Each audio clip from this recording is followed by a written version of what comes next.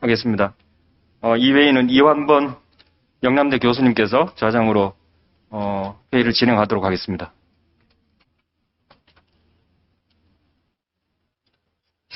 잠깐, 예.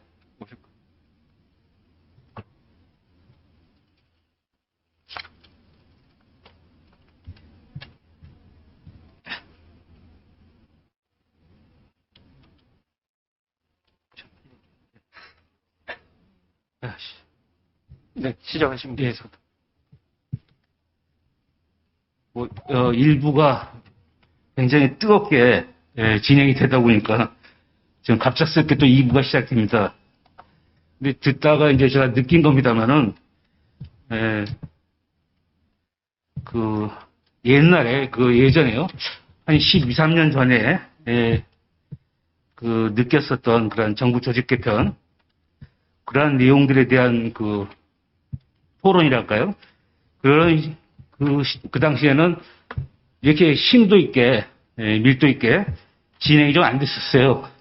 근데 이제 여러분이 말씀하셨습니다만은, 시행착오가 많이 있고, 또 선행 사례도 많이 고찰을 하고, 그러다 보니까 어쨌든 간에 축적된 경험이라든지 어떤 시사점, 이런 것들이 많이 누적이 돼가지고, 생각보다 일부 토론이 굉장히 길어졌던 것 같습니다.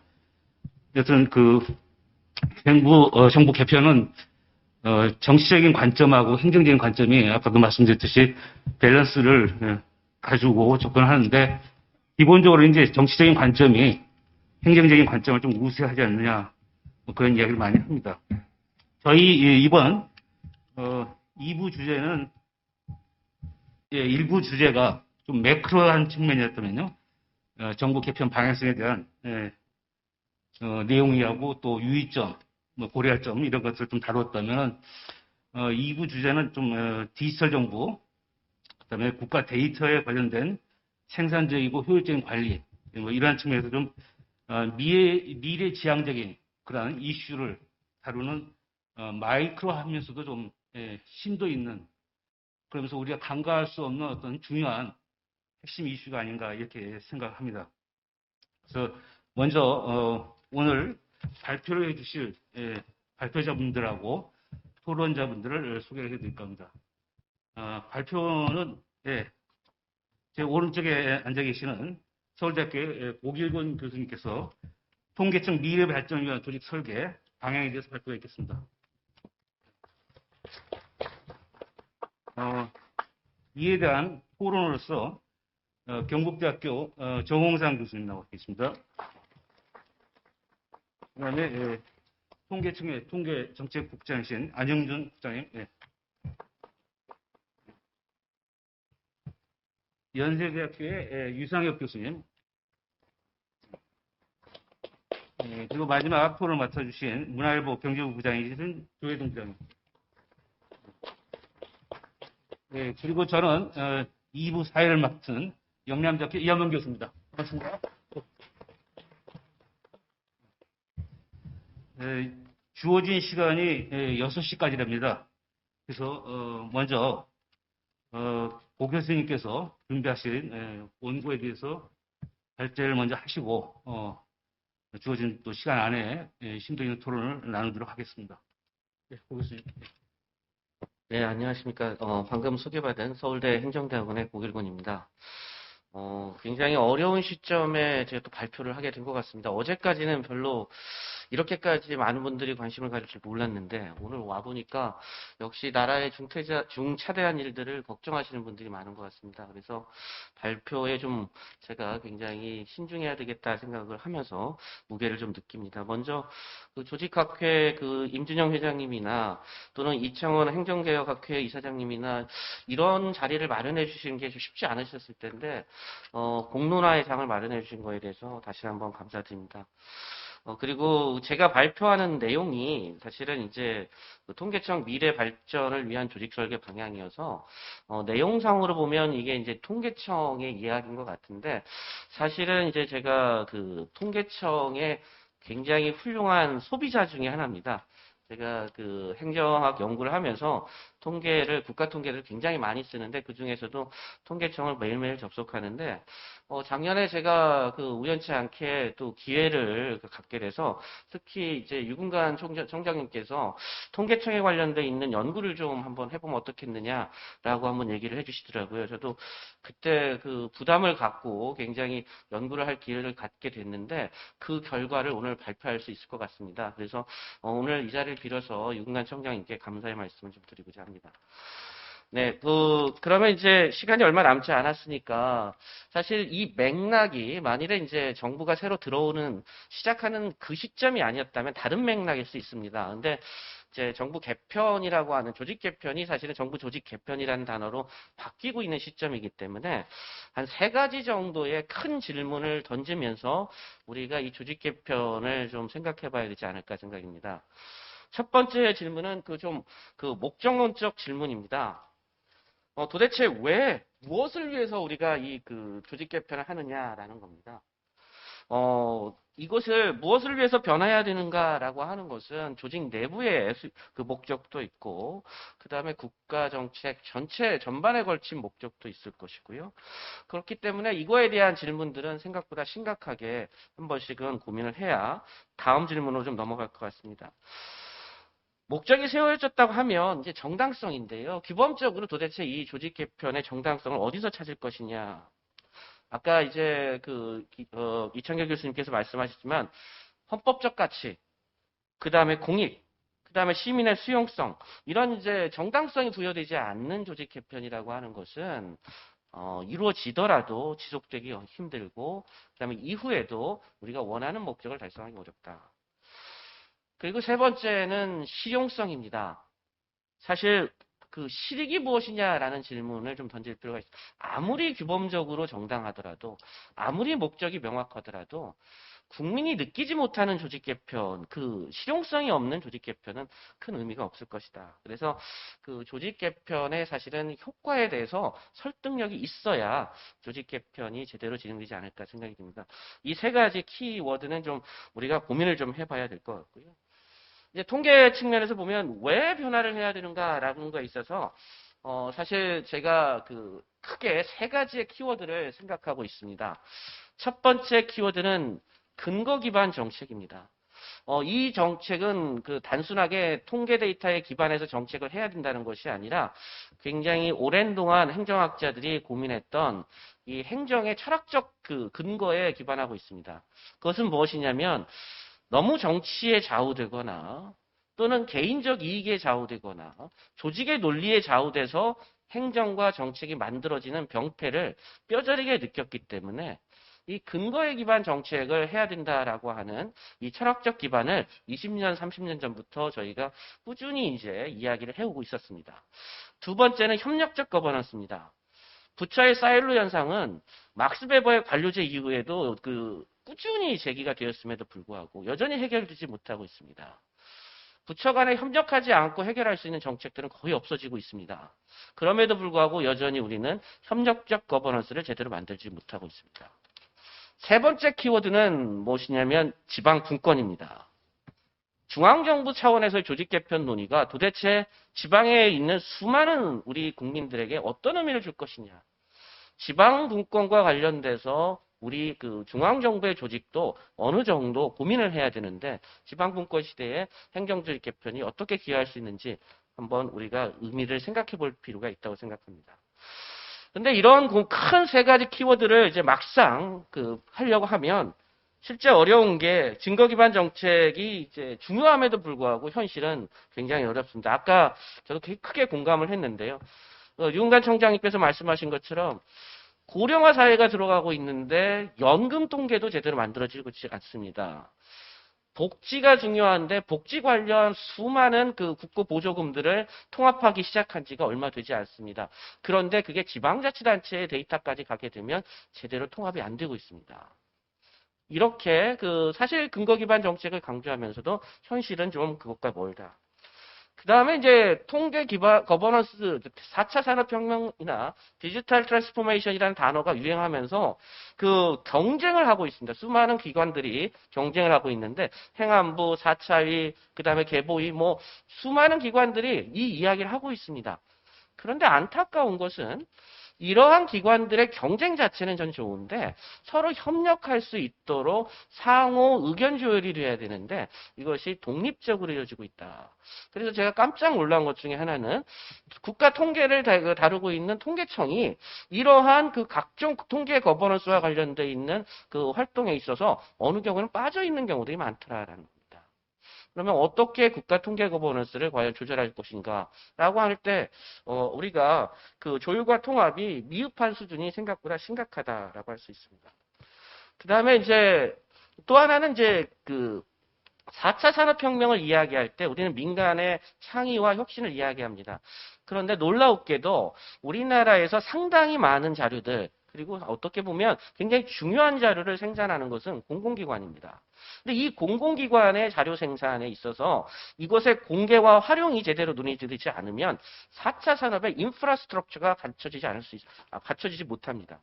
아무리 기업이 잘한다 해도 도로와 철도가 만들어지지 않는 상황에서 기업이 생산성을 높이기는 어려운 겁니다. 데이터 경제 시대 때 바로 누군가 이러한 데이터 기반을 공공 부분에서 해줘야 되는데 그런 것들이 여전히 좀 미흡한 상황이다라고 할 수 있습니다. 지금 현재 그 데이터의 그 수요와 공급, 그 생태계는 정말 폭발적으로 변하고 있습니다. 제가 아까 잠깐 일을 하면서도 갑자기 뭘 찾아봤습니다. 왜냐하면 나오신 말씀 중에 우리 공무원 숫자가 이번 정부에서 10만이 넘었다고 해서 제가 찾아보는데 그걸 찾는데 지금 간단합니다. 통계청에 가면 API를 이용해가지고 데이터를 가져오면 지난 20년 동안의 자료가 바로 나옵니다. 비교를 딱 해보면 거기 설명도 나와 있습니다. 어떤 변화가 있는지. 근데 거기 10만 명의 변화 중에 사실은 한 7만 명 정도가, 5만 명 정도 같은데요. 그게 이제 국가 소방직이 한 2020년에 변화했기 때문에 거기가 이제 좀 중앙직 공무원들이 이제 늘어난 것처럼 보이는데 이런 것처럼 갑자기 우리가 어떤 정책을 결정하거나 뭔가 판단을 해야 할 때 숫자가 있는데 그 숫자가 맞은지 틀린지를 또 확인을 해야 됩니다. 그런데 공신력 있는 자료들 같은 것들을 요즘은 실시간으로 확인할 수 있도록 이제 환경들이 만들어지고 있습니다. 이러한 생태계 하에서 과연 우리가 어떻게 시민들과 또 국가 의사결정자들에게 정보들을 지원해 줄 것이냐 이런 고민들을 할 수밖에 없습니다. 그리고 이제 데이터도 빅데이터 이런 얘기를 하는데 민간 부분과 공군 부분의 빅데이터뿐만 아니라 비정형 데이터 그리고 이제 더 복잡한 것은 이 데이터와 데이터가 연계되고 융합돼서 새로운 형태로 이제 가공되고 있는 상황들이 되고 있습니다. 그래서 다종다양한 데이터의 활용들이 폭발적으로 늘어나고 있습니다. 그 다음에 이제 조사도 마찬가지입니다. 예전에는 아까도 이제 그런 통계청에 관련된 현황을 말씀하시면서 통계청이 직접 조사하는 건 많지 않다라고 했는데요. 이제 대면 조사들이 점점 줄어들고 있고 비대면 조사 방식으로 늘어나고 있습니다. 그리고 간접적인 빅데이터 분석을 통한 새로운 데이터 형성들이 일어나고 있습니다. 그래서 국가 통계를 만드는 방식도 이제 새로운 기술들을 요구하고 있는 것입니다. 그 다음에 데이터 통계를 위한 연계를 통한 새로운 국가 통계 생산인데 이게 얼마나 이제 어려운 일이고 중요한 일이냐면 나의 교육 수준과 나의 성별과 그 다음에 나의 나의 가정 환경이 이제 어떤 이제 코로나의 질병에 얼마나 영향을 주느냐 뭐 이런 질문들을 누가 던지게 되면 이런 데이터들이 실시간으로 연결될 수 있도록 사람들은 지금 요구를 하고 있습니다. 그래서 그런 요구에 부응하기 위해서는 결국 데이터 연계의 제도적 기반을 마련해야 된다. 조직 개편의 방향입니다. 이 조직 개편이 지금 현재 통계청의 초기에는 생산 및 관리의 상태가 있었고, 그 다음에 현재 통계청은 이제 상당히 통합 데이터 허브를 추구하고 있습니다. 즉 데이터들을 굉장히 많이 모으고 그것을 제공해주는 그런 목적을 하고 있는데요. 그런데 이제 변화하려고 하는 방향은 어느 쪽이냐면 데이터 경제 시대에 근거 기반 정책을 촉진할 수 있는 역할을 하고자 하는 겁니다. 여기에서의 역할은 통계청이 단순하게 데이터 수집과 관리를 하는 곳이 아니라 이제 정부의 정책을 도와줄 수 있는 기능들을 이제 하는 방향으로 바뀌게 된다라는 것입니다. 이 의미는 결국 그 근거 기반 정책을 선도하는 행위자로서 하는데 이것은 이제 데이터를 혼자 독점하는 기관이 아니라 다른 데이터들을 다른 부처가 근거 기반 정책을 할 수 있도록 도와줄 수 있는 조력자의 역할들을 한다라는 측면으로 이해할 필요가 있을 것 같습니다. 그다음에 이 협력적 거버넌스 부분에서 굉장히 중요한 것 중에 하나는 사실 많은 부처가 근거 기반 정책을 하고 싶어도 기술이 없거나 경험이 없거나 또는 그러한 것들을 타 부처와 협력해야 되는데 협력의 경험이 부족한 경우들이 많습니다. 그래서 그러한 범부처적 지원 기능들을 실질적으로는 통계청들이 적극적으로 해나갈 필요가 있다. 그다음에 지역 부분인데 이 지역은 정말 생각보다 심각합니다. 우리가 흔히 얘기해서 지방 분권 시대로 도입했지만 재정을 이야기합니다.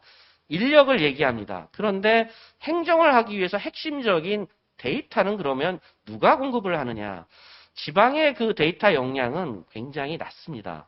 근데 이것을 지원해 줄 수 있는 중앙정부의 역할이 있어야 되는데 그런 역할들이 상당히 부족하다. 마지막으로 기술 혁신입니다. 아마 여기에 계신 분들 중에서 공공기관 한 번이라도 방문해 보신 분들은 와이파이가 안 되는 그런 경험을 해보셨을 겁니다. 보안과 그리고 개인정보를 위해서 지금 수많은 데이터들이 사장되고 있고 우리가 활용할 수 있는 정보기술들이 사장되고 있습니다. 이러한 기술들을 누군가가 개발을 해줘야 되는데 아까 이제 동영화문화 이런 아이디어들처럼 결국 피한다고 될 문제가 아니다. 이런 문제는 적극적 기술 개발을 통해서 해결을 해야 된다. 그럼 그런 것들을 누가 할 것이냐라고 하는 이제 질문들이 던지고 통계청이 이제 그런 역할들이 있다고 생각합니다. 제가 여기서 제시한 사례, SDG 거버넌스 사례나 사회통합 지표 개발 사례, 그리고 국민, 기본통계 개발 사례, 이런 사례들은, 사실은 범부처적인 데이터 융합의 사례입니다. 그리고 이것의 수요는 사실 관계부처 장관회의라든지 이런 데에서, 이런 게 필요한데 누가 좀 해줄 수 있겠느냐라고 했을 때 통계청이 이제 적극적으로 역할을 해서 성공적으로 이런 것들을 이루어내는 사례라고 할 수 있습니다. 그래서 이런 것들이 이제 성공의 경험들이 있기 때문에 사실은 이제 앞으로 이런 범부처적인 업무를 할 때 통계청의 역할들도 우리가 계속 수행할 수 있지 않을까 생각을 하고 있습니다. 그 다음에 이제 부처 개편에서, 조직 개편에서 아마 제일 어려운 부분이 청단위인 것 같습니다. 혹시 이제 기억나실지 모르겠지만 예전에 우리나라가 원이 있었습니다. 근데 원은 이제 사라졌고요. 청과 처가 이제 있는데 이 청단위 조직은 계속 증가하는 추세를 보였습니다. 근데 한국의 청단위 조직이 특징이 뭐냐면 부처의 사부소 조직으로 소속되어 있습니다. 그런데 원래 청의 중요한 역할 중에 하나는 다른 여러 개의 부처들과 함께 협업해서 일할 수 있는 영역에 대해서 청단위의 유연성을 발휘할 수 있도록 사실은 저희들이 청단위 조직의 필요성들을 강조했었던 겁니다. 그런데 부처 소속으로 있다 보니까 그 해당 부처의 기능을 보조하는 쪽으로 기능이 왜곡되는 현상들이 보입니다. 근데 통계청의 역할들을 가만히 생각을 해보면 통계청이 과연 경제통계를 생산하는 곳인가라는 질문을 한번 던질 필요가 있거든요. 경제통계만 생산하는 곳은 절대 아니겠죠. 사회통계부터 시작해서 대한민국의 정부가 사용할 수 있는 주요 통계들을 생산하고 관리하고 유통하는 그런 곳인데 이것이 특정 부처에 소속이 될 수 있겠는가? 라고 하는 겁니다. 그래서 이 기본적인 우리나라 정부조직법상에서 부처의 하위 조직으로서의 청단위의 기능이 사실은 통계청과는 약간 맞지 않는 측면들이 있다. 그렇다면 이제 이런 것들을 어떻게 해야 되냐. 이미 디지털 전환이라든지 그리고 근거 기반 정책들의 요구들이 커지고 있고 지방 분권 시대에 지방을 도와줄 수 있는 데이터에 대한 수요가 커지고 있는 상황이라면 그런 변화된 행정 수요에 대해서 하부 조직, 기재부의 하부 조직으로서의 청단위 조직으로서는 약간 어떻게 보면 조직의 구조와 기능이 조화되지 못할 수 있는 측면들이 있다라고 얘기를 할 수 있겠습니다. 근데 안타깝게도 사실 이제 청장님 계셔서 조심스럽게 한데 저희가 통계청의 조직도를 보시면요. 이게 어떻게 돼 있냐면 옛날에 조사 쪽의 그 스타일대로 사회통계국, 경제통계국, 그 다음에 그 조사관리국 이렇게 있습니다. 사회경제통계가 있고 조사하는 곳이 통계청의 주된 임무처럼 돼 있고 그게 조직에 반영돼 있는 겁니다. 그런데 이러한 조직 구조가 이제 어떻게 변화를 해야 되느냐? 앞으로는 데이터 시대의 전환을 위해서 기본적으로 수많은 국정과제 관리부터 시작해서 관계부처 장관회의, 그 다음에 정부의 주요 업무, 이런 것들을 지원해 주려고 한다면, 이러한 지원을 할 수 있는 미래 데이터 전략 기능들을 이제 통계청 내에서 이제 그것을 새로 신설할 필요가 있다. 그래서 이러한 역할들이 왜 필요하느냐? 통계청은 더 이상 통계를 그냥 수집하고 있는 공간이 아니라 근거 기반 정책과 그리고 협력적 거버넌스를 촉진해 줄 수 있는 국가적 기능을 수행해야 되기 때문에 그렇게 얘기할 수 있습니다. 그다음에 이제 그 지방분권 시대에 보면 그 지방의 그 조직들은 다 천편일률적입니다. 그런데 지방자치단체가 최근에는 이제 해당 자치단체뿐만 아니라 초광역권으로 확대되고 있고, 통계청의 조직상의 또 특징 중에 하나는, 경인 그 지방청처럼 이렇게 한 지방이 아니라, 한 지역, 시도가 아니라 여러 시도를 이제 겹쳐가지고 관리를 하고 있습니다. 그래서 범광역권 관련돼 있는 통계 생산에 상당한 그 장점이 있기 때문에 그런 역할들을 적극적으로 활용할 수 있도록 이제 지방청에 있는 부분들도 개혁이 좀 필요하다라고 생각을 했습니다. 그래서 특히 이제 지방청에서 데이터 큐레이터, 지방 그 자치단체장이 통계에 대한 수요들이 굉장히 많은데 어떻게 해야 될지 모릅니다. 그런 경우에 컨설팅을 해주고 서비스를 제공하는 큐레이터로서의 그 역할들이 이제 필요해진다. 그 다음에 이제 그 연구와 교육인데, 통계청은 이제 그 하부 조직으로서 통계개발원과 통계교육원이 있는데요. 특히 이제 통계개발원 같은 경우가 이제 클라우드 기반의 K통계 시스템이나 동영암호, 그런 것들의 데이터 연계 기술, 격자형 GIS 개발, 이런 식의 새로운 기술 개발의 허브로 발전을 해야 된다. 사실 이런 것들을 예전에는 우리나라의 국책 연구소들이 했었는데, 사실은 이제 인하우스 싱크탱크처럼 실제 통계를 다루고 있는 이 통계청과 같은 조직에서 이런 역할들을 적극적으로 연구개발 역할들을 해야 된다. 마지막으로 이제 오늘도 이제 나타났지만 제가 한번 찾아봤습니다. 통계청이 어떤 방향으로 가야 되는지에 대한 다양한 분들의 의견을 들었는데요. 상당하게 많은 분들은 역시 이제 국무총리실 산하에 통계처로 가야겠다. 왜냐하면 이 기능 자체가 더 이상은 경제부처에 한정되지 않기 때문에 그런 분들이 계셨고, 또 어떤 분들은 그냥 지금 이대로 그냥 놔둬도 큰 무리는 없지 않겠느냐, 이런 것들이 있었던 것 같습니다. 그런데 우리가 핵심은 통계처로 갈 거냐, 통계청으로 갈 것이 아니라 우리가 던져야 되는 질문들은 통계청이 할 수 있는 역량의 조직으로 먼저 발전을 해야 된다는 겁니다. 그래서 대한민국이 디지털 거버넌스로 디지털 전환을 하고 그 다음에 이런 근거 기반 정책 중심으로 간다면 그것을 할 수 있는 조직이 어디 있겠느냐? 그럼 통계청이 하고자 한다면 시민들을 설득해야 된다. 우리가 이러한 역량이 있다라는 것을 이제 설득할 필요가 있다. 그다음에 가능하면 데이터 연계와 국정과제 지원을 위해 가지고 조직이 이제 움직여야 되는데, 아까 이제 제가 미래혁신 데이터 쪽을 이제 강조를 했었는데, 이것에 있어서도 제도적 기반은 좀 마련을 해야 된다. 통계법이 이제 좀 바뀌어야 되는 이유 중에 하나가 뭐냐면, 데이터 연계를 해야 되는데, 연계할 수 있는 법적 권한이 존재하지 않으니까, 부처에서는 그것을 협력할 이유가 없는 겁니다. 책임이 결국에는 부처의 담당자가 있기 때문에 법적 근거가 없는 상황에서 부처의 담당자가 통계청에 데이터 공유를 할 수는 없는 상황인 거죠. 그러니까 이런 것처럼 법적 기반과 그 다음에 조직적 기반인데요. 조직적 기반이라고 하는 것은 여러 부처와 협력을 해야 되는 그 부처가 특정 부처 소속 하위 조직으로 들어가 있게 되면 이 협력이 어렵습니다. 그리고 국정과제를 관리해야 되는데 국정과제에 관련돼 있는 각종 통계들을 제공해 주는데 이 부처가 중립적이지 않는다. 그러면 누가 그 기관에게 역할을 맡기겠습니까? 그러니까 중립성과 전문성, 투명성들을 확보할 수 있고, 그 다음에 연계성을 확보하기 위해서는 제도적 기반이 좀 조직적 기반이 좀 맞춰져야 되는데, 그것 중에 하나가 지금 현재의 그 통계청의 위치가 좀 모호하다라는 점은 저뿐만 아니라 많은 분들이 공감하고 있지 않나 생각이 듭니다. 그래서 처로 그 변환하는 부분에 있어서는 진지하게 한번 고민을 좀 해볼 시점이 되지 않았나 생각이 듭니다. 마지막으로 제가 이 말씀을 꼭 드리고 싶습니다. 제가 처음에 시작했던 그 말씀이었는데요. 통계청에 관련 연구를 할 때 통계의 중요성이 통계청의 중요성을 반드시 의미하는 건 아니다. 결국 통계청의 중요성은 국민이 판단을 하는 것이고, 결국 어떠한 조직의 방향성을 갖든지 그 방향성은 국민을 설득할 수 있는 그 기능을 확보할 때 그게 비로소 통계청의 중요성과 존재 의미를 확보할 수 있지 않나 생각이 들었습니다. 감사합니다. 예, 그렇습니다.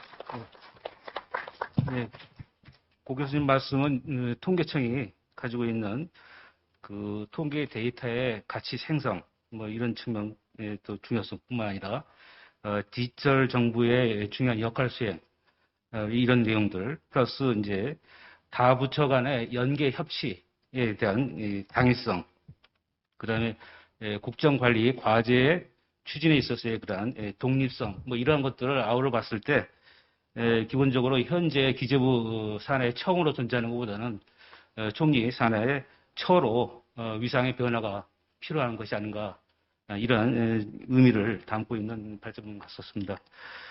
그렇다면 이제 우리도 별로 시간이 안 남았네요, 그죠? 예, 뭐 좀 괜찮습니까? 예, 렌트비 많이 나가는 거 아니고, 예. 우리 정 교수님 어떻게 순서대로 갈까요? 예. 간단하게 제가 한 5분 정도만 말씀드리겠습니다. 아까 제가 말씀드린 통계청의 위상 변화에 관련돼 가지고 국민을 설득시킨다는 말씀을 주시는데, 지금보다는 국민을 설득시키기 위해서 무슨 인수위부터 설득을 시켜야 되지 않겠습니까? 현실적으로 그냥 지금 말하는 나름대로의 논리, 좋은 말씀 다 해주셨는데요. 그걸 편하게 제가 말씀드리면은, 저는 고길봉 교수님 이렇게 했던 이 발표 자료를 보면서 제가 조직 진단을 통해서 조직 진단을 할 때 제 머릿속에 있는 거는 보통 그겁니다. 잘할 수 있는 일을 잘할 수 있게 만드는 게 조직 진단입니다. 잘할 수 있는 일을 잘할 수 있게. 근데 잘하는 일이 없어요. 그러면 폐지입니다. 잘할 수 있는 일이 여러 개가 있는데 그중에 몇 개만 잘해요. 지금 하는 거로. 그럼 축소죠. 지금 이 조직에서 하고 있는 이 잘하는 일이 있는데 저쪽에서 하는 조직하고 다른 조직하고 합치면 더 잘할 것 같아요. 그럼 통합입니다. 그냥 잘할 수 있는 그런 걸 가지고 잘할 수 있게 만들기 위해서는 지금 이 조직을 이 위치에 두느냐, 두면 눈치가 보인다 이거예요. 그러니까 그러한 잘할 수 있게 만들려 그러면은 독립적인 공간 한번 만들든 뭐 어떤 형태로 만들어야 된다 이랬으니까 그럼 이관입니다. 이관이는 그런 형태가 되는 거죠. 그 잘할 수 있게 하기 위해서는 할 수 있을 만큼의 역량을 부여해야 된다. 그러면 권한의 부여입니다. 그 잘할 수 있는 일을 그렇게 역량을 부여해서 하게 만들려고 하면 사람 필요하고 조직 필요하다 그러면 조직 규모의 확장을 이야기합니다. 잘할 수 있는 일을 잘할 수 있게 만든다라는 말에서 잘할 수 있다라는 말에서 보통 통합, 축소, 합병, 뭐 뭡니까 강화 이런 개념들이 나오는 거고요. 그리고 할 수 있게 만드는 데서 이관이라든지 권한의 부여라든지 규모의 확장 등을 이야기합니다. 골기웅 교수님이 말씀하신 통계청의 위상 변화에 관련된 것들을 그러한 시각에서 봤습니다. 보면은 통계청이 잘할 수 있는 일이 뭐냐? 거기 나와 있는 단어로 놓고 본다면 제가 비전문가인 제 입장에서 놓고 봐서 눈에 들리는 단어는 통계 데이터 관리입니다. 통계청이 제일 잘할 수 있는 건 통계 데이터 관리죠. 통계 데이터 관리가 뭐냐? 통계가 뭐냐 찾아봤더만 각종 현상을 숫자로 표시하는 게 통계라 그러더라고요. 데이터라는 것은 뭡니까 이게 정보화되기 이전의 단계를 데이터라 그러고요. 관리는 뭐냐 찾아봤더만도 지금 말씀 주시는 거는 뭐 통계 데이터 관리의 관리는 생산도 있고 연계도 있고, 특히 눈에 보이는 게 연계 융합이었어. 기존의 통계 대청에서 잘했던 거는 통계 데이터 생산이었고요. 앞으로 더 잘할 수 있다라고 이야기하는 거는 통계 데이터 연계였습니다. 연계를 통해 각종 데이터를 연계시키고 융합시켜서 새로운 통계 데이터를 만들어내는 거죠. 의사결정 지원 시스템을 지원하기 위해서. 그거는 이제 통계 데이터의 저희들이 알고 있는 기본 관점으로 의하면 데이터의 정보화 이런 데에도 나름대로 능력을 가질 수 있다. 통계청이 제일 잘할 수 있는 거는 뭐냐? 통계 데이터 관리당. 그럼 통계 데이터 관리를 잘할 수 있게 하기 위해서는 어떻게 해야 되느냐? 관련돼 가지고 특히 연계로 놓고 본다면 A라는 부처에서 통계 데이터 생산하고 B라는 데이터에서 통계 부처 생산하면은 이거 연계시켜 가지고 뭘 만들게끔 지원을 해야 되는 거 아니겠습니까? 그러니까 한 조직 밑에 있어 가지고 눈치가 보이겠죠. 기재부에 보여 가지고는 연계가 잘 안 된단 말입니다. 범정부적인 통계 데이터를 지원해 의사결정 지원 시스템을 구축하기 위해서는 그래 어디에 둬야 되느냐? 국무총리실 하에 둬야 된다. 통계지 시스템. 그래서 그렇게 하려면 어떻게 해야 되느냐? 청이 아니라 처의 형태로 바꿔야 된다. 라는 논리로 말씀을 주시고 그러기 위해서 나름대로 기능을 강화하기 위해서 내부의 조직을 조직을 본부 체제로 바꾼 다음에 이런 말씀들을 주셨습니다. 전적으로 동의합니다. 전적으로 동의하는데 지금 말씀하시는 이 논리를 또 나중에 뭐 인수에 보고를 하시는 걸 했는지는 모르겠습니다만은 국민을 설득시키기에 앞서 현 정부에서 이제 바뀌는 정부에 설득시키기 위해서는 네 가지 점을 특히 좀 고려를 하면 좋지 않겠냐는 생각이 들었습니다. 이 논리를 그대로 가지고 가되 일반적으로 이야기할 때 그렇습니다. 통계청이 제일 잘할 수 있는 게 뭐다? 통계 데이터 관리입니다. 근데 데이터 관리는 통계청만 하는 게 아닙니다. 행안부도 데이터 관리를 하는 거고요. 박이정 정부도 데이터 관리를 하고요. 4차 산업혁명위원회입니까? 거기서도 데이터 관리를 합니다. 그러면 통계청에서 하는 데이터 관리가 이쪽에서 이야기하는 데이터 관리하고 틀리다든지 관련되어지는 그 데이터 관리도 우리가 잘할 수 있다든지 그렇게 이야기하는 측면들이 있어야 된다는 걸 우선 말씀을 드리겠습니다. 그러니까 통계청이 잘할 수 있는 데이터 관리가 뭐냐? 통계 데이터 관리면 이쪽하고 그래야 싸움이 안 날 거 아닙니까? 주도권 싸움이라든지 이런 문제가 생기지 않을 거 아니겠습니까? 그러한 통계 데이터 관리를 통해 소위 말하는 증거 기반 정책을 지원하기 위한 범정부 정책 지원을 하면 청을 초월해가지고 국무총리 밑에 둬야 된다. 좋습니다. 그렇게 하면 뭐가 나아지는데요? 라는 것에 대해서 예로 한 두세 개 정도는 들어줄 수 있어야 될 것 같다는 거죠. 특히 국정관리에 관련되어지는 어느 하나, 일자리 창출이면 일자리 창출이 있지 않습니까? 일자리 창출에 관련된 데이터가 이런 데이터도 필요하고 이런 데이터도 필요하고 이런 데이터도 필요하면 그 데이터를 연계시키려고 하면 지금 체제는 안 된다. 그래서 국무총리실 산하에 둬야 된다. 그렇게 하면 국무총리실에도 힘이 실린다. 그게 책임 총리 아니겠느냐. 임무를 정확하게 잘 하고 난 다음에 그게 꾸짖을 책자에 맡을 임자 아니겠습니까? 그러니까 포멀 오소리티를 리얼 오소리티화 만드는데 총리의 책임 총리화를 더 강화시키게 한다는 측면에서도 총리 밑에 통계처를 둬야 된다. 그런 논리가 성립될 수 있겠죠. 그러기 위해서는 기존의 데이터 관리, 다른 부처에서 하는 데이터 관리하고 다른 게 뭐다? 두 번째, 그렇게 하면 이런 게 좋다. 그렇게 하기 위해서는 이런 기능이 강화되어야 된다. 법률적으로. 정비를 한다든지 말입니다. 그런 것들을 몇 가지 짚어줘야 되지 않겠냐는 생각이 듭니다. 단 하나 뺏으면 좋겠다라고 생각되는 것은 내부 조직 강화입니다. 지금 단계는 내부 조직 강화가 장기적인 측면에서 이야기할 수는 있으나 지금 단계에서 그거는 순차적으로 이루어야 되는 거지 안에 걸 본부 체제로 받든다지. 왜냐하면 인수위나 다른 사람들 입장에서 놓고 보면 좋은데 결국은 너가 조직 키우려고 하는 거 아니냐라는 논리가 거기에 묻혀 들어가 버리면 설득력이 떨어지죠. 특히 본부 체제로 만들면 본부장인데요. 본부장을 이야기할 것 같으면 지금 고공단 각급입니다. 각급이면 관리관입니다. 근데 지금 형태 체제 같으면은 지금의 처 단위에서는 뭐냐면 만약에 처로 바꾼다면 처장이 있을 거고요. 그 밑에 차장이 있을 거고요. 그 밑에 뭐가 두지 않습니까? 그럼 처장하고 차장에서 본부를 관리관급으로 놓고 보면 차장을 어떻게 놓고 보면 현실적으로 이야기하면 정무직으로 놔야 돼요. 정무직으로 놓는다라고 이야기하면은 처의 급이 장관급이 됩니다. 차관급이 아니고요. 고공단 각급으로 본부장 체제로 식속한다라고 이야기하면 처로 전환시키면서 차관급이 아니라 지금의 보건처처럼 말입니다. 장관급으로 격산시킨다라는 것은 너무 과하지 않느냐는 거죠.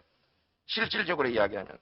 그래서 할 수 있는 걸 이야기할 때 권한 강화와 처로 만드는 것은 좋으나 규모를 크게 한다거나 기능을 강화한다라고 이야기할 때 조직 개편은 이후 논의할 사항이다. 지금 단계에서 이야기할 사항은 아니다. 저는 그렇게 봤습니다. 이상입니다. 예. 정 교수님의 목소리가 시원시원하십니다. 예. 통계청하고 사이 나쁜 건 아니죠? 예. 목소리 뭐 예, 이어서 우리 통계청의 우리 안국장님, 예, 말씀 들어보겠습니다. 예. 네, 통계정책국장 안영준입니다. 먼저 고길공 교수님 발표 감사드리고요. 교수님께서 제시하신 통계청의 새로운 역할에 대해서는 청장님께서 비전설하시면서 충분히 말씀을 하신 것 같고요. 포괄적 연금 통계 작성을 담당했던 실무자 입장에서 통계 데이터 연계 활용과 관련해서만 다시 한번 강조해서 말씀을 드리겠습니다. 먼저 통계청은 그동안에 통계 데이터 연계에 관련해서 역량을 축적을 해왔다는 걸 꼭 말씀을 드리고 싶습니다. 2012년에 일자리 통계를 시작으로 해서 데이터 연계에 대한 경험을 쌓아왔고요. 데이터 연계에 가결되는 통계 등록부도 6년에 걸쳐서 4개 기본 등록부를 완비하고 서비스를 하고 있습니다. 또 동양안보 등 포함해서 정보 보안 기술도 축적하고 있고요. 두 번째 말씀드리고 싶은 거는 융복합 정책이 증가하면서 데이터 연계 필요성이 크게 늘고 있다는 말씀을 드리고 싶습니다. 포괄적 연금 통계가 바로 그 한 예인데요. 각 기관의 데이터를 연계해야만 작성이 가능한 통계 수요가 크게 늘고 있습니다. 실제로 업무 수행을 하다 보면 사실 통계법상으로는 데이터 협조가 어느 정도 가능하도록은 되어 있습니다. 하지만 실제 업무 추진하는 과정에서 실무자로서는 시간이 지연되는 등 협조의 어려움을 겪었던 게 사실이고요. 포괄적 연금 통계는 지금 청장님 오시고 나서 작년이네요. 작년 1월에 벌써 포괄적 연금 통계를 작성해야 되겠다고 저희가 내부적으로 결정을 했는데 실제로 관계기관이랑 자료 협조에 대해서만 지금 1년 넘게 지금 협의가 진행이 됐고 그 과정에서 정말 이루 말할 수 없는 어려움을 겪었었습니다. 이제 간신히 지난주에 관련 기관들이랑 어느 정도 지금 협의는 된 상태지만 그 사이에 사실은 진이 거의 다 실무자들은 거의 다 빠진 상태입니다.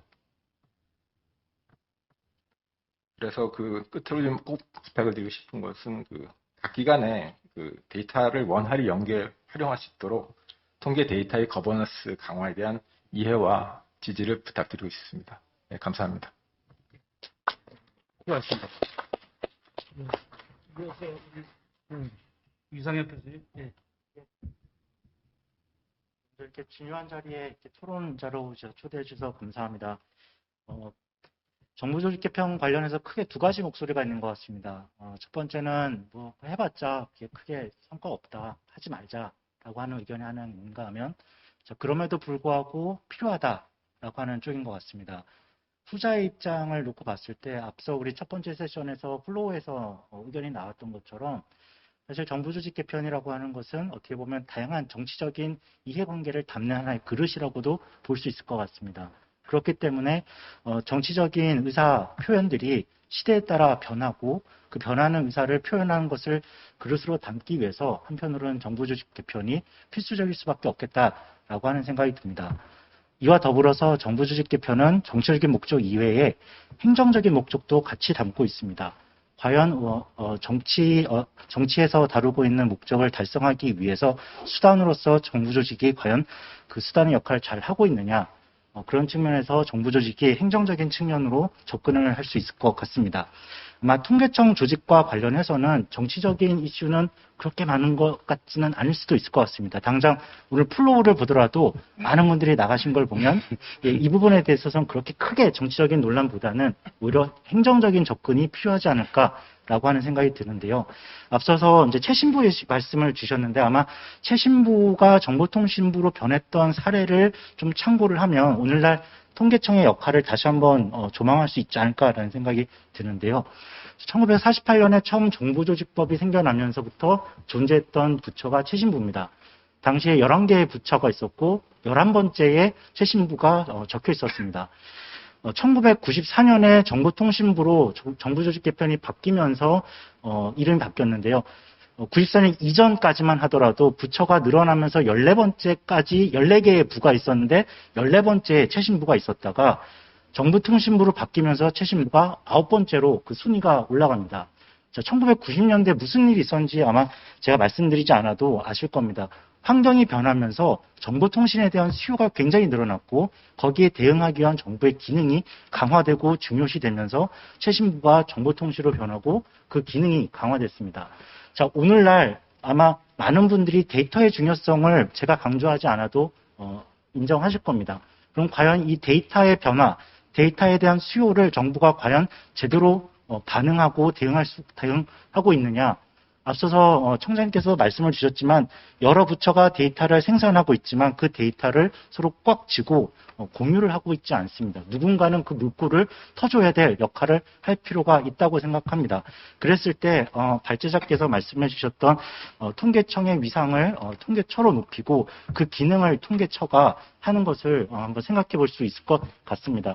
자, 다만 통계청을 통계처로 격상을 해서 국무총리 산하에서 여러 부처의 데이터와 관련된 기능들을 크로스 커팅한다고 했었을 때 과연 차관급의 통계처가 그 기능을 할 수 있을 거냐에 대해서는 저는 사실 퀘스천 마크가 있습니다.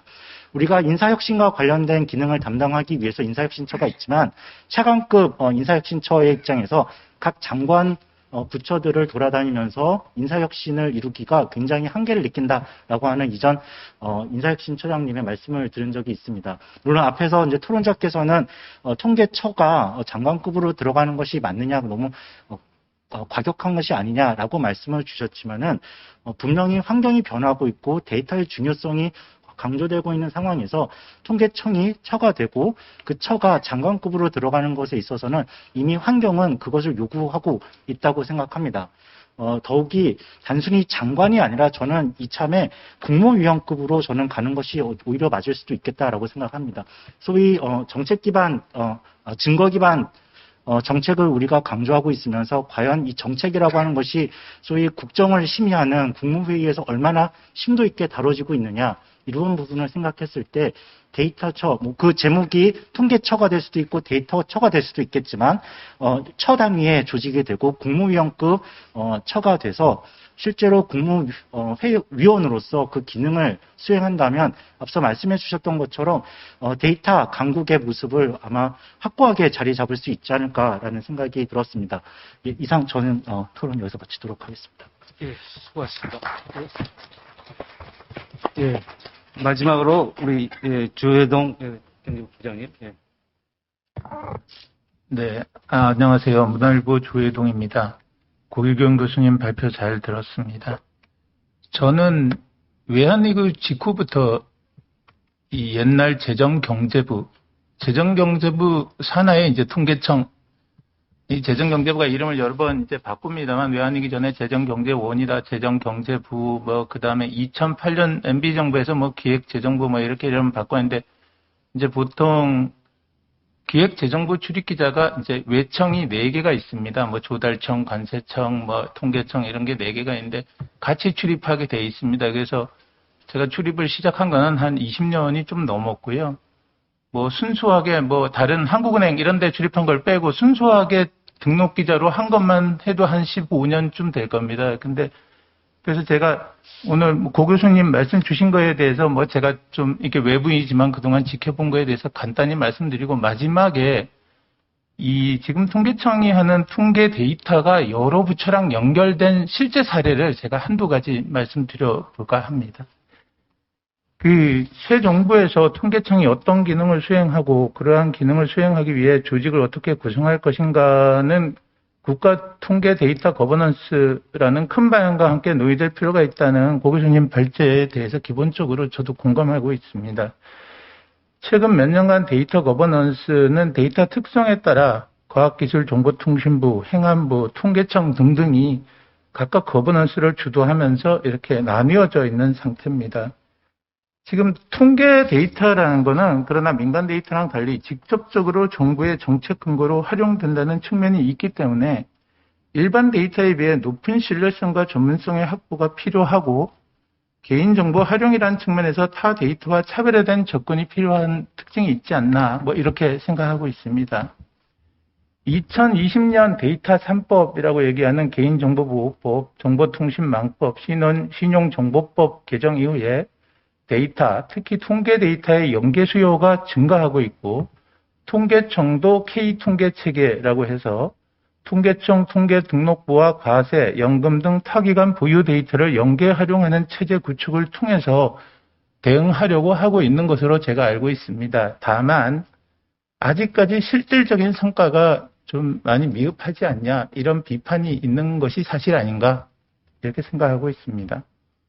그럼 왜 이런 한계가 존재하느냐 원인이 여러 가지 있겠지만 첫 번째는 관계기관의 협조 부조가 가장 크다고 볼 수 있습니다. 그 관계기관에 그러면 협조를 어떻게 이끌어낼 수 있냐 이런 데에 대해서 뭐 어떤 조건이 필요하냐를 생각해 보면 기본적인 건데 한 세 가지 정도를 들 수 있을 것 같습니다. 첫째는 통계 데이터 활용을 위한 법적 제도적 기반 확보입니다. 현재 통계법으로도 통계 데이터의 연계 활용이 가능은 합니다. 그런데 개인정보가 포함된 데이터의 활용이라든가 이렇게 해서 보다 더 구체적이고 직접적인 법적 근거를 요구하는 경우가 많습니다. 실제로 타 부처 공무원이 명확한 법적 근거가 없는데 그거를 협조해 준다는 거는 사실 그 공무원 입장에서는 부담을 늘리고 잘못되면 자기가 책임을 져야 되는 거거든요. 그래서 굉장히 쉽지 않습니다. 이 법적 근거를 확보해야 타부처 공무원도 마음 편하게 법의 근거가 있으니 내가 협조를 하는 게 당연한 거고 그렇게 해야 서로 이렇게 업무 협조가 잘 되고 그럴 수밖에 없어서 이게 매우 중요한 일이 아닌가 이렇게 생각하고요. 둘째는 통계청 내부 역량 강화 이런 문제도 현재는 통계청이 정부 내에서 데이터 처리 분석에 가장 많은 노하우와 전문성을 확보하고 있다. 이 사실에 대해서 부인하는 사람은 없습니다. 실제로 다만 조직 내 많은 인력이 현장 조사 업무를 수행하고 있고 미래 대비하기 위해 충분한 역량을 보유하고 있느냐에 대해서 너무 좀 타성에 빠진 예컨대 매돌이 되면 제가 출입을 워낙 오래 해서 매돌에 무슨 조사를 하는지 다 압니다. 한 20년 하면. 그러니까 너무 매너리즘에 빠져서 이때는 매달 한 번 산업활동 동향이라는 게 나옵니다. 생산, 소비, 투자 이런 매달 한 번 소비자 물가 동향 이런 것도 나오는데 너무 좀 매너리즘에 빠진 게 아닌가 하는 통계청도 좀 자성해야 될 점이 있지 않나 이렇게 생각하고요. 그래서 세 번째는 통계청 조직의 정비입니다. 현재 많은 인력이 현장 조사 업무를 수행하고 있고 조직 구조 역시 현장 조사 위주로 설계되어 있고 데이터 관련 조직은 아주 최근에 생겼습니다. 사실 이게 생긴 지가 얼마 되지도 않는데 통계 데이터 허브국 한 개국에 불과하고 기능도 데이터 관리 및 서비스 제공에 좀 치우쳐 있지 않나. 이런 지적이 아마 모든 전문가가 거의 동일하게 지적하는 내용일 것입니다. 그래서 통계청이 통계 데이터 허브로 중고기관 정책을 뒷받침하기 위해서는 데이터의 연계 융합을 전문적으로 수행할 조직적 기반 확충이 필요하고 통계청이 좀 이 부분에서 노력을 앞으로 많이 해야 되지 않나 이렇게 생각하고 있습니다. 이어서 통계 거버넌스에 대해서 간단히 말씀드리겠습니다. 통계의 생명은 신뢰성이라고 봅니다. 정부나 국민이 통계를 기반으로 의사결정을 하는 이유는 의사결정 주체가 생각하기에 통계가 객관적이고 정확하다고 믿기 때문에 거기에 대해서 반감을 갖거나 거기에 대해서 그 통계에 기반한 정부 정책에 대해서 부동의하거나 그런 저항하거나 하는 일이 발생하지 않는 것입니다. 근데 통계청 분들이 들으시면 좀 많이 껄끄러우시겠지만 2018년에 가계동향 조사와 관련해서 조사를 기존 조사의 시기열이 단절되면서 새로 만들고 하여튼 숱한 곡절이 있었습니다. 그리고 그 과정에서 통계청장이 경질됐기도 했고 또 20대 대통령 선거하면서 국민의힘 정책 공약집에 보면 통계의 독립성이라는 문구가 나옵니다. 그 얘기는 역설적으로 보면 통계의 독립성에 대해서 아직 좀 의구심을 가지는 국민들이 많으신 게 아닌가라는 생각을 하게 합니다. 이런 상황에서 통계청이 법적, 제도적 기반과 전문성을 가지고 K통계 체계를 구축한다고 아무리 얘기를 해도 통계 데이터 허브로서 역할을 성공적으로 수행할 수 있을까? 이런 데 대한 걱정이나 우려, 염려 이런 것들이 여기 제기되는 상황이라고 생각합니다. 그래서 이런 문제를 해결하기 위해서 모색해야 될 대안은 과연 무엇일까? 이렇게 생각해 보면 그 대안의 하나로 통계청장 임기제 도입과 통계 조직의 위상 강화 이런 것들이 좀 필요하지 않은가라고 생각하고 있는데 좀 이따가 제가 예시를 한두 가지 들어보겠습니다. 통계청이 앞으로 조직 개편을 하는 핵심은 키워드가 두 개가 있다면 전문성 첫째, 둘째 독립성. 이 두 가지. 정권이 바뀌었다고 해서 통계청이 이 정권이 오면 통계청은 이 정권에 유리한 통계를 이렇게 생산하고 저 정권이 오면 저렇게 유리한 통계를 생산하고 이렇게 국민이 인식하면 통계청의 조직 위상 강화도 불가능하고 통계청장의 임기제나 조직 확대든 모든 게 다 안 된다고 봅니다. 가장 중요한 거는 통계청의 전문성을 인정받고 독립성이 있다. 이 두 가지를 위해서 통계청이 가장 노력해야 되는 게 아닌가. 뭐 단순하게 조직을 뭐 늘리고 말고 이거는 그 다음 차원의 문제라고 개인적으로 봅니다. 그리고 통계가 사전적으로는 정책 수립의 근거 자료고 사후적으로는 정책 수행의 평가 자료가 됩니다. 예컨대 일자리 정책을 잘하면 통계청이 매달 고용 통계를 내놓는데 숫자가 나옵니다. 통계청은 시작이자 끝, 우리 고 교수님 말씀 주신 에비던스 베이스드한 팔러시의 출발점이자 그거의 마지막 그 평가점이 됩니다. 이런 측면에서 보면 통계청이 기획재정부 등 정책 수립 및 집행기관으로부터 영향을 받지 않고 업무를 수행할 수 있도록 통계청 소속을 기재부 외청에서 국무총리 소속 처나 독립위원회 등으로 변경을 검토해 볼 필요는 있다고 봅니다. 다만 개인적으로 저는 위원회보다는 처가 좀 더 바람직하지 않나 그렇게 생각하고 있습니다. 통계청장 임기제 도입도 통계 업무의 전문성 제고와 독립성을 높이는 데 기여할 거라고 생각합니다. 마지막으로 이번 기회를 계기로 통계청이 통계에 대한 국민의 관심을 좀 높이기 위해서 노력을 좀 해줬으면 좋겠다 그런 생각을 갖고 있습니다. 예를 하나 들어보겠습니다. 우리나라 코로나19 팬데믹이 온 다음에 우리나라에서 5번의 재난지원금을 지급했습니다. 2020년 5월에 전체 가결 대상으로 한 14조 3천억짜리 1차부터 작년 9월에 11조까지 52조 원의 돈을 줬습니다. 52조 원의 돈을 지급하는 과정에서 항상 이런 논란이 있었습니다. 모든 국민 또는 모든 가게에게 돈을 줘야 되냐, 아니면 형편이 좀 어려우신 분에게는 돈을 주고 예컨대 재벌그룹 총수에게 그 돈을 뭐 50만 원, 100만 원 줘봤자 그게 무슨 의미가 있는지 본인도 그게 의미가 있다고 생각하지 않을 텐데 왜 전체 가구에 줘야 되냐. 그래서 5차 작년 9월에 11조 원을 투입해서 전 국민의 약 88%한테 지급을 했습니다. 지급을 했는데 예컨대 지급하는 방식에 전 국민의 순서를 이렇게 줄을 세워서 88% 또는 80%, 70% 끊을 수 있는 통계가 우리나라에서 예컨대 소득으로 하면 가능합니다. 뭐 국세청 통계나 이렇게 하면 가능한데, 자, 어떤 분은 소득이 적습니다. 아니면 무직이십니다. 근데 서울의 강남에 아주 뭐 100평 넘는 아파트를 갖고 계십니다. 그분들은 만약에 소득만 가지고 하면 그분들은 받는데 소득은 조금 높은데 집도 없고 자산은 아무것도 없으신 분은 못 받는 이런 불평등이 있으니까 소득과 자산을 동시에 고려하기 위해서 우리나라에 건강보험료 체계라는 게 유일하게 있습니다.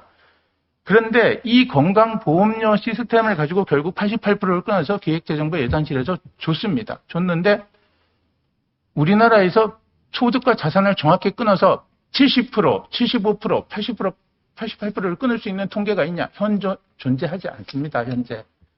그럼 기획재정부는 뭘 했나? 통계청에 뭐 예컨대 중위소득이나 이런 걸 가지고 어느 정도 중위소득의 150%면 150 몇 프로 하는 게 건보료에 얼마쯤 될까를 그냥 시뮬레이션을 한 겁니다. 시뮬레이션을 해서 지급을 하는데 지급을 하려고 보니까 다시 국민이 불만을 제기하기 시작했습니다. 어떤 계층이 불만이냐? 1인 가구.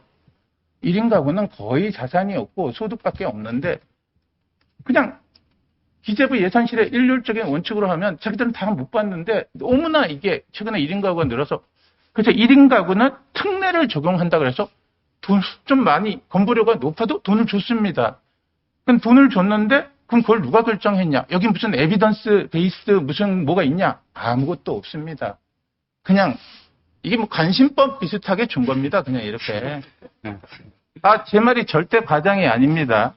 맞벌이 가구는 가구별 특례를 고려하여 더 준다고 이게 기획재정부 보도자료를 제가 들고 왔습니다. 맞벌이 가구에 대해서 예컨대 뭐 얼마를 또 맞벌이 가구는 2인인데 3인 가구에 준하는 기준으로 이제 기준선을 끊었습니다. 그럼 여기 무슨 이렇게 해야 될 근거가 있나? 아무것도 없습니다. 이것도 관심법입니다. 그냥 한 거죠. 왜? 막 너무너무 사람들이 이렇게 불만을 토로하니까 이렇게 된 거거든요.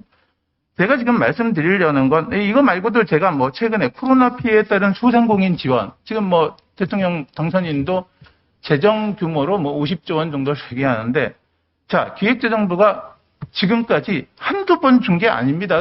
주는데 당연히 드려야죠. 소상공인이 피해를 보면 주는데 줄 방법을 보니까 기획재정부가 이렇게 줬습니다. 자, 이번 분기랑 전 분기가 대비해서 매출이 줄면 준다. 요번 분기랑 전년 동기랑 비교해도 매출이 줄면 주고 요번 분기랑 전년 바로 앞 분기랑 무슨 뜻이냐 하면 공무원이 객관적인 에비던스를 제시할 수 없으면 어떻게 되느냐? 책임을 피해야 됩니다. 안 그러면 자기 공무원 생활이 끝납니다. 그러니까 어떻게 하냐? 조금이라도 매출이 줄면 동분기를 비교하기도 하고 올해 2분기랑 1분기, 전분기도 비교하고 정년 동분기도 비교하고 막 1년도 묶어서 비교하고 무조건 다 좋습니다. 왜? 만에 하나 어떤 사람이 억울하다고 청와대에 청원을 하면 그 공무원은 굉장히 어려워집니다. 억울하다는 거잖아요. 나는 왜 안 주냐? 무슨 뜻이냐 하면 에비던스가 없다는 거는 국민 세금이 줄줄 샌다는 겁니다. 그냥 상상할 수 없는 액수가 셉니다. 지금 우리나라가 5차 국민지원금, 이거 소상공인 말고 그냥 국민에게 나눠준 거 52조 썼습니다. 지금 52조 썼는데 에비던스만 있으면 굳이 안 줘도 되시는 분, 본인도 안 받아도 불만 없는 분을 다 줬습니다. 그것만 아껴도 제대로 된 통계를 생산한다는 게 얼마나 지금 중요하고 그게 실제로 얼마나 돈을 버는 일인가, 이 인식을 좀 할 필요가 있다고 봅니다. 무슨 통계청의 뭐 조직을 더 뭐 늘리네 마네 이런 게 중요한 게 아니고, 저는 이번 기회에 통계는 돈이다. 이 통계를 잘하면 국민 세금을 아껴서 뭐 통계청의 예산이 뭐 제가 이제 뭐 통계청 예산이 얼마인지 대충 아는데 저기에 투입하는 정도의 금액을 가지고 그 비용과 편익을 비교 형량한다는 건 아마 거의 의미 없으니까 무조건 주면 주는 만큼 남을 겁니다. 그러면 앞으로 전염병이 또 안 온다, 뭐 많은 전염병 전문가들이 앞으로도 전염병이 올 가능성이 굉장히 높다고 합니다. 우리나라가 복지사회의 수준이 높아지면 국민의 원하면 70%만 주고 싶을 때도 있고 50%만 주고 싶을 때도 있고 그렇지 않겠습니까? 소득 수준별로 하위계층만 그 통계를 하나 생산해 놓으면 제가 볼 때 국민에게 지원금 한 번만 주면 이 예산 본전 뽑고도 몇 배 남길 겁니다. 뭐 여러 번도 별로 필요 없을 겁니다. 지금. 그러니까 통계를 너무 일부 전문가만 하고 나랑은 상관없다. 국민이 이런 인식을 하지 않도록 통계청이 좀 앞으로 많이 좀 노력을 좀 많이 해주셨으면 좋겠다. 그리고 통계가 무슨 통계청 조직 개편이 무슨 통계청의 뭐 조직을 어떻게 하고 저떻게 하고 그런 게 아니고, 첫째는 시대가 변해서 지금 경제통계, 사회통계, 문화통계의 경계가 다 허물어졌습니다. 그런데 기획재정부 외청을 하면 기획재정부는 경제정책을 위반합니다. 크게 봐서 뭐 경제정책, 예산, 세제, 뭐 국제경제 뭐 이런 것들을 합니다. 기획재정부는.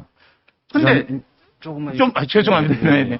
바로 끝내겠습니다. 그래서 시대가 변해서 통계청에 대한 디맨드가 달라진 겁니다.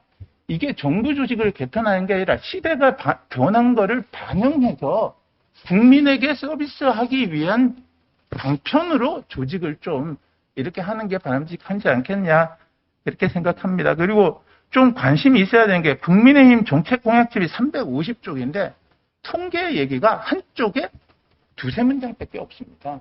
관심이 없다는 거죠. 그러니까 이런 상황에서 좋은 통계가 생산되고 그게 국가 경제에 기여하기가 참 쉽지 않은 것 같아서 좀 안타깝기도 해서 제가 좀 길었습니다. 감사합니다. 마치겠습니다. 예. 문화일보 조여병 부장님이었습니다. 예, 감사합니다. 예. 저도 이제 한 12, 13년 전에 정부에서 한 3년 정도 일을 해봤습니다만은 지금 이제 그 윤 당선인이 추구하는 뭐 여러분 다 아시다시피 MB 정부를 이제 표방을 하고 있지 않습니까? 작은 정부하고 일하는 정부 이런 얘기를 많이 하는데요. 작은 정부로 했을 때 지금 우리 지금 논의의 대상이 되고 있는 통계청이 책임운영 기관화에 들어가기도 하고, 그죠? 또 이 책임운영 기관뿐만 아니라 다른 정부 조직이 민영화 전 단계 법인화로 간다든지 그런 구조조정을 당한 적이 있었습니다. 그러니까 일어났던 적이 있었죠. 그래서 시장화 측면에서 어떤 이제 민간 부문이 오히려 더 경쟁력이 있고 역량이 더 출중할 것 같다. 그러면은 그쪽으로 넘겨주는 게 더 낫다. 그런 논리 전개에 의해서 지방 통계청이 이제 책임운영 기관으로 가고 궁극적으로는 민영화되는 이제 그런 노선을 가는데 금년부터 다시 아이러니하게 다시 돌아왔어요. 그래서 이게 지금 우리 통계청이 통계처라든지 어떤 통계부든지 어떤 위상의 변화를 가져오려면은 지금 이 다음 정부가 생각하고 있는 그런 국정 철학에 대한 어떤 대비책이라 할까요? 어떤 대응 방안도 한번 염두에 두셔야 되지 않을까 생각이 들고요. 또 하나는 외국 정부는 그럼 어떤 통계청 관련 기관 등 어떤 수준인가 한번 이렇게 면밀히 또 살펴보면은 사실은 통계처로 가야 뭐 이렇게까지 크게 이슈가 부각되지는 않은 것 같습니다. 뭐 통계국이라든지 통계청 수준의 지금의 이런 수준인데 그것도 한번 우리 연구하신 고 교수님께서 한번 또 체크해 보실 필요가 있을까 그런 생각이 들고요. 마지막으로 이제 제가 생각하는 거는 통계처로 가는 이유 중에 하나가 가장 큰 게 이제 타 부처하고의 그런 협치, 그다음에 조정 뭐 이런 것들의 업무가 새로 부각이 된다 이렇게 이야기를 하지 않습니까?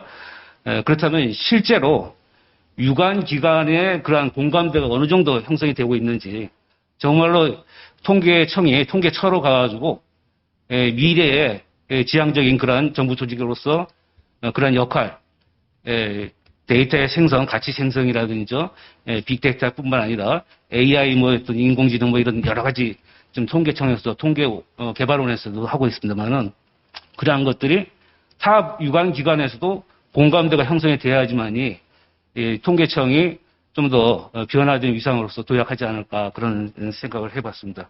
물론 이제 우리 조 부장님께서 말씀하신 기관의 독립성이라든지 기관장의 전문성 또 나아가서는 아까도 말씀을 드렸습니다만은 민간 부분한테 뒤지지 않으려면은 통계청 안에 있는 인적 자원들의 끊임없는 역량 개발이 굉장히 중요하다 이런 생각을 합니다. 예. 제 말씀은 그렇게 하고요. 우리 고 교수님 뭐 추가적인 말씀하시는가요? 예. 짧게 두 가지, 지금 방금 이제 이현범 교수님께서 말씀하신 것 중에 외국은 통계청까지 갈 이유가 없다, 안 갔다. 근데 그 이유가 있습니다. 왜냐면, 외국은 주로 인하우스 싱크탱크가 있어가지고, 그 부처 안에서 연구 조직들이 다 있고, 그래서 에비던스들을 생성을 해줍니다. 근데 우리나라는 이제 그런 인하우스 싱크탱크가 없고, 통계를 가공할 능력이 부처 안에 없는 경우도 많고, 연계가 안 돼서, 외국과 좀 비교할 수 있는 거는 좀 차이가 좀 있을 것 같고요.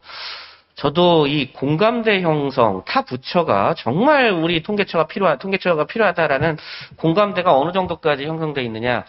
이 부분은 아마 이제 점점 더 강해지지 않을까 생각이 듭니다. 지금은 통계청이 거의 데이터의 블랙홀이다.